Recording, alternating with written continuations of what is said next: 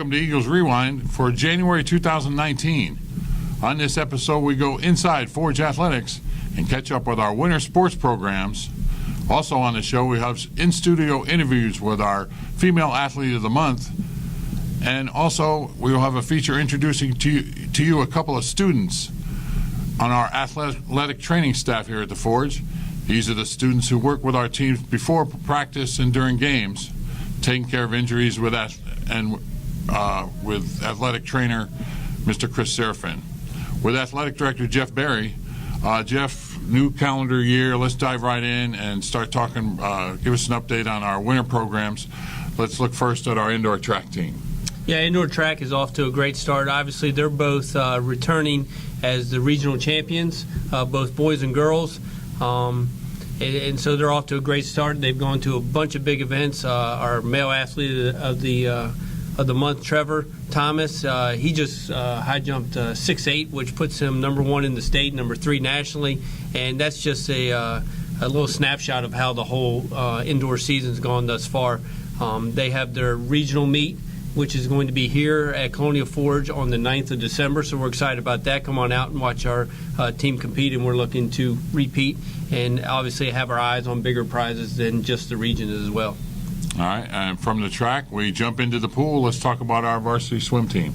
Swim team, they're getting started too, and the biggest thing for these teams, they don't have a lot of outside events because they're year-round swimmers involved in a lot of different moving parts, but they've been doing really well, and their eyes are on the district, which is coming up the 25th of January, and then we are also hosting the regionals for swim, which we're excited about at the Rouse Center, beautiful facility. That's the 4th of February.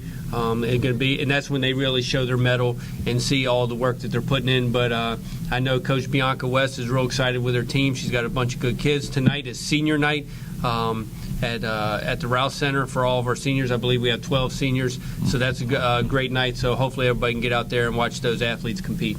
All right, and our wrestling team, they've been competing quite a bit lately. They left this morning, as a matter of fact.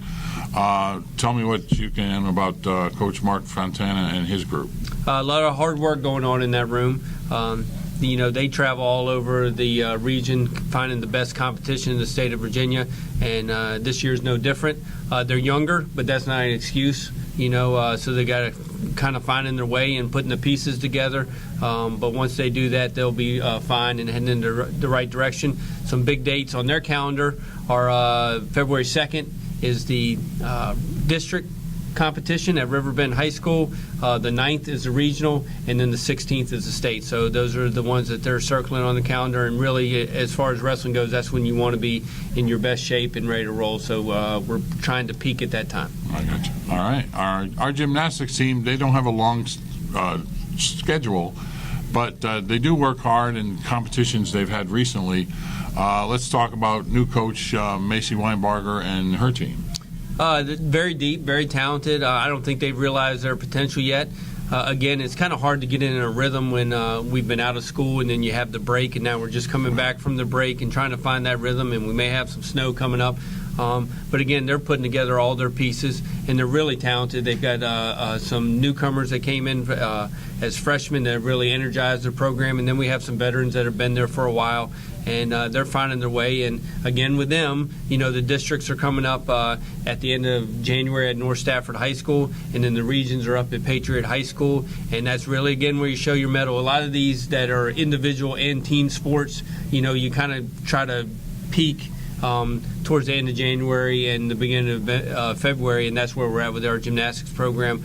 Been successful in the past. We're expecting a repeat of those things again this winter. Okay, all right. Speaking of schedules, our boys and girls basketball teams have put schedules together chock full of really tough competition. Start with our girls team on how they're doing this so far this year.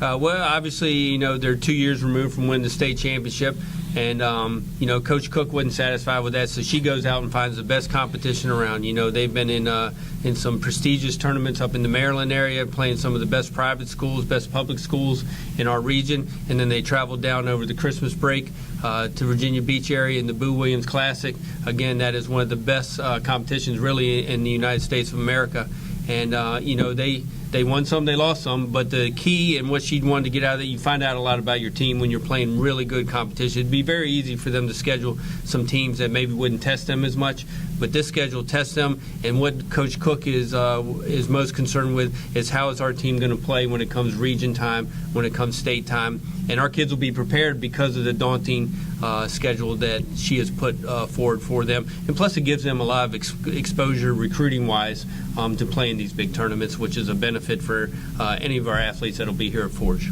Absolutely. All right. And Coach Anthony Mills on the boys' side always talks about the process. They've been back and forth, and with good games, bad games. They won a big one on the road at Stafford the other night. Give us an update on his group. Yeah, it's almost carbon copy what I said about our girls program. His schedule, we'll put it up against anybody in our area for certain, and possibly in the region. We have played some very, very talented teams, and that is just making our team tougher. And that's what Coach Mills wants. That's what we liked about him in the interview process. He preaches toughness all the time, and his team is finally starting to buy into that. And then Tuesday night we went down and played a very talented Stafford team at Stafford on the road. We played a little bit of tough ball.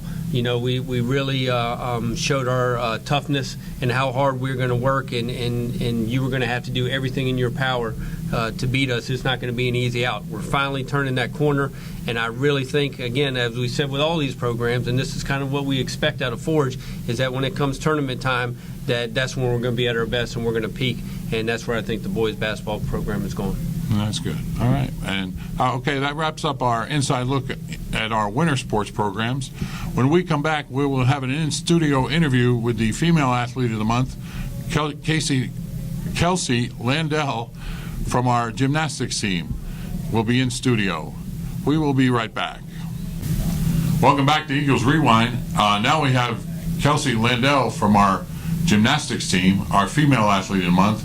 Kelsey, I'm going to start right asking you something that I've always wondered about. Have you ever met a tall gymnast? Yes, I'm actually friends with a bunch of my teammates here, and some of them are tall, and back at my old gym we had a bunch of tall girls. It's just a different way of competing. You have to learn different techniques and ways to land.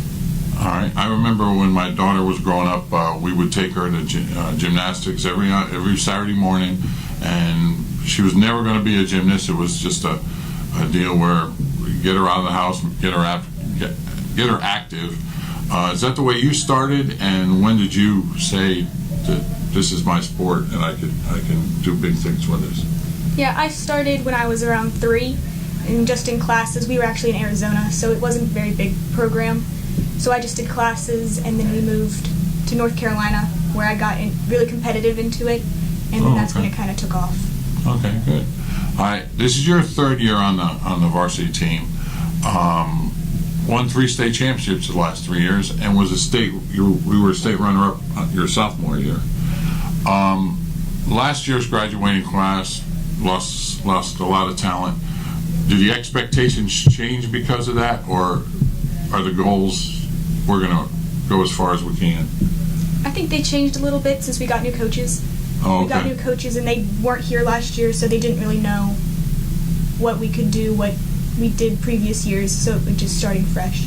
Okay, and you, the gymnastics teams, they practice 1 day a week in the gym here, right? Yes. And then you're at Royals the rest of the time. Give us an idea of what average day of practice is like. What do you guys cover? How long do you work? When we go to Royals, we do all the events. So we go bars, beam, floor, vault. I only do floor and beam because of my shoulder.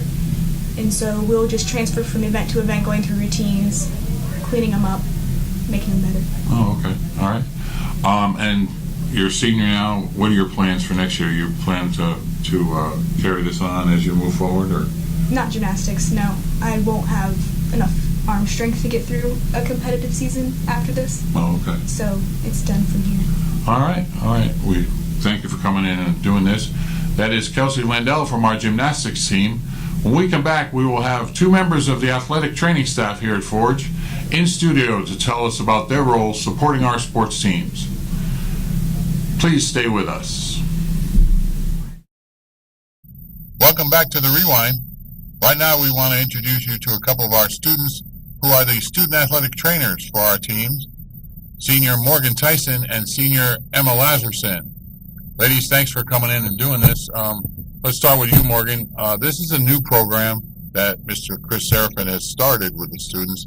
Tell us a little bit about how you have worked with this program and how you got involved. Well, I actually started a few years ago. I kind of just really found myself interested in a bunch of things about anatomy and medical business, everything like that. And I found out that there's intro to health and med, EMT classes here, and I had a friend who was in a sports medicine program at another school, and she had told me all about it and how she really got connected and got a lot of hands-on experience.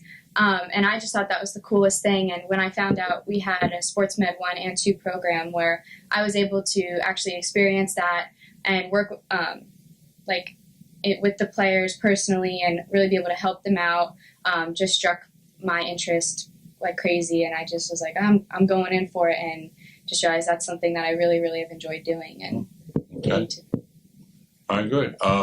You're both athletes here at Forge, as well as student trainers. Emma, what kind of things did you notice on the volleyball side, as you always had a couple of trainers at practice and at games, and how did it help your team? Well, the trainers mainly came to our games, and it was great having someone our age who understood what it's like to get an injury and how eager you are to get back onto the court or field. And there was always someone watching. Mr. Seraphin is always at the games as well, but when you have both of them who are involved in wanting and know what it's like to be on the court, they make sure they can see those little things that, as an athlete, you know what it's like. So It was great having them. All right. Morgan, is there one specific thing that you've learned that you didn't know as an athlete that you picked up from in your pursuit of this? There's actually been lots and lots of things, especially just how the body actually is working as you're doing stuff, but on top of it, how much your health is important to you as an athlete. And you can always talk about having good endurance and agility and all these different things, but really how you treat your body and how you're exercising your body is so important, and you realize the things you can do to strengthen it and fix it. And there's little things that you're not always told that now that I'm aware of is so cool to me, that I'm able to apply those things to my athletic life and my just normal everyday life and as well. All right. Okay. And to both of you, which teams have you worked with this year as athletic trainers? Since I played volleyball, I had the fall season off, so I worked with boys basketball so far, and I'm hoping to work with the boys soccer team in the spring. Okay. I was able to work with the football team in the fall, which was one of the greatest experiences. Met a lot of new people and got a lot of cool injuries. I know it sounds weird, but really cool things that I was able to learn from. And I also have done boys basketball with Emma as well this winter. So. And how was that dynamic with the football team? There's so many players at one time, and did they accept you being on the sidelines? And dynamic? For sure. At first, it was kind of overwhelming. It was new people. There were you were working with new people as well on the training team. You're getting to know a lot of different things. You're kind of hesitant towards a lot of what you're doing. You want to ask a lot of questions and learn. But kind of as time went on, you could see the team was really trusting in us, and they would come to us about almost everything, whether it was even just personal things, school things, and of course things involved with their health. You can tell they really look up to what we do, because as Emma has mentioned, we are athletes too, and having somebody else to talk about, I know I really just want to get back out there. That's what we're trying to do. And they can tell we're trying to help them, and it was nice to have that. Absolutely. All right. Again, walk us through a typical day and what your responsibilities are when the teams are not playing. The teams that you're working for are not playing. You're here for practice. How does that work? how does that work as far as your responsibilities when they're practicing?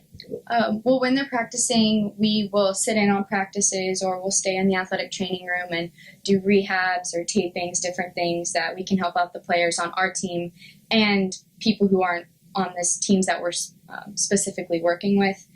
We're still able to get close with those athletes that just have some pop-in questions and stuff like that. Okay, good. Emma, sort of the same question. Let's go, it's after school. There's a game that night. What is the dynamic that you go through as an athletic trainer for game day? And does it differ from a road game and a home game? It does differ. So when we're at home, we're here an hour before the game just to be there if anything happens with the JV team, because we're solely varsities trainers.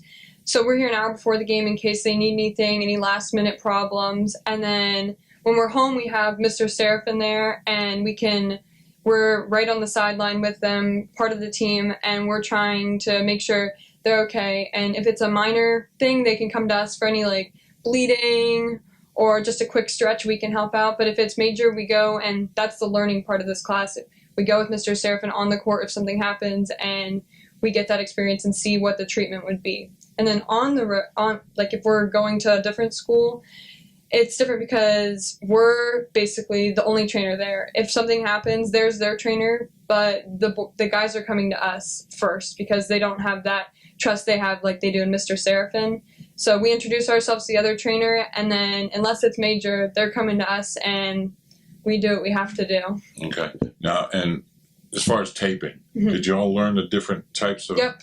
And how long does that take? Is that something that's difficult, or did you pick it up right away? Lots of practice. I practiced on Morgan's ankle, actually. I didn't have the football experience, so you practice and you can. Oh, Yeah, okay. there's been many times I've gone home with a roll of tape and, Mom, give me your foot, and just tape it right up. It's just, you kind of find time to learn something new. You know, it's learning a new skill in volleyball or lacrosse or football. You want to practice it over because practice makes perfect, and you need that to be, the athlete is relying on that to help them feel better and Sure. make them a stronger athlete. So you must really know what you have to do to help them. Good, absolutely. All right. Thanks to you both for coming in and doing this, and thanks to you for obviously supporting our teams. That'll do it for the January edition of Eagles Rewind. We want to thank our camera crew, Mr. Chris Oxenford, for his help with this program. We'll be back in February with more features and coverage of our teams. Until then, we will look forward to seeing you at games and hope that you will tune in February for another edition of Eagles Rewind.